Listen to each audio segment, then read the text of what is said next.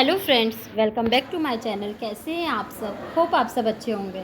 जैसा कि आप सबको पता ही हमारी कॉस्ट अकाउंटिंग की सीरीज़ चल रही है, जिसमें आज हम अपना नेक्स्ट टॉपिक पढ़ने वाले हैं, जो कि है टेक्निक्स ऑफ कॉस्टिंग। इसके पहले हम लोग पढ़े थे मेथड्स, कौन कौन से मेथड्स कंपनी यूज़ करती है कॉस्ट अगर उसको जानना है तो। आज हम देखेंगे कि कौन कौन सी टेक्निक्स वो अपनाती है। ठीक है, तो पहला जो है वो आपका historical costing. This type of costing is the old costing technique. In this type of costing, costs are ascertained after incurring the expenses. It record the past cost which is already incurred.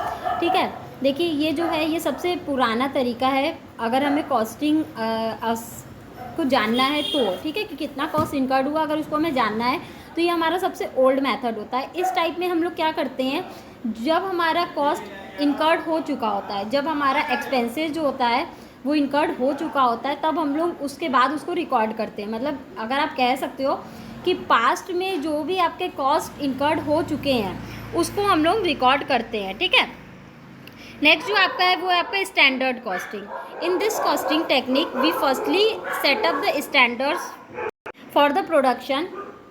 After setting up the standard, the production is started and the cost is calculated. After this type of costing, organization compares the actual and standard cost, then find out the profitability. देखिए जो standard costing होता है इसमें बोला जा रहा है कि जब कंपनी प्रोडक्शन फंक्शन स्टार्ट करने वाली होती है उसके पहले ही क्या बना लेती है कि स्टैंडर्ड कॉस्ट बना लेती है। मतलब एक एज्यूम कर लेती है कि उसका इतना कॉस्ट इनकर्ड होगा इस प्रोडक्शन करने में।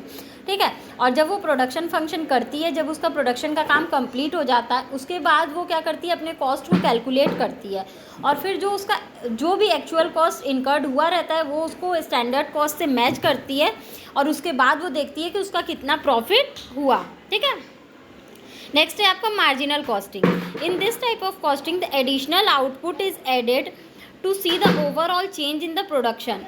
MC is equal to sales minus contribution. For example, free toothbrush with the toothpaste.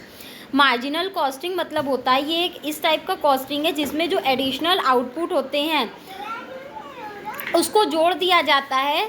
पूरा जो प्रोडक्शन फंक्शन होता है उसमें कितना चेंज हुआ ये देखने के लिए जो भी एडिशनल चीज़ें होती हैं, जैसे मान लीजिए कभी कभी हम लोग क्या करते हैं, कुछ लेते हैं उसके साथ हमें कुछ फ्री मिलता है, तो कंपनी क्या करती है वो चीज़ें हम लोग को फ्री में ऐसा ही अपने तरफ से नहीं देती है, उसका कॉस्ट क्या करती है कंपनी पूरा जो भी प्रोडक्शन करती है उसमें ऐड कर देती है और फिर देखती है कि उसका ओवरऑल चेंजेस क्या हुआ पूरे प्रोडक्शन में, वो जो भी आउटपुट एडिशनल आउटपुट फ्री में दे रही है उसके बाद जोड़ने के बाद। ठीक है, direct costing. In this type of cost those cost are included which are directly associated with the production expenses labour etcetera. Direct cost जैसा कि नाम से ही समझ में आ रहा है, ऐसे जो भी खर्चे होते हैं जो डायरेक्टली प्रोडक्शन पे होते हैं, एक्सपेंसेस पे होते हैं, लेबर पे होते हैं, वही सारे जो कॉस्ट होते हैं केवल वही सारे डायरेक्ट कॉस्टिंग में जुड़ते हैं। ओके, ठीक है। नेक्स्ट है आपका एब्जॉर्प्शन कॉस्टिंग.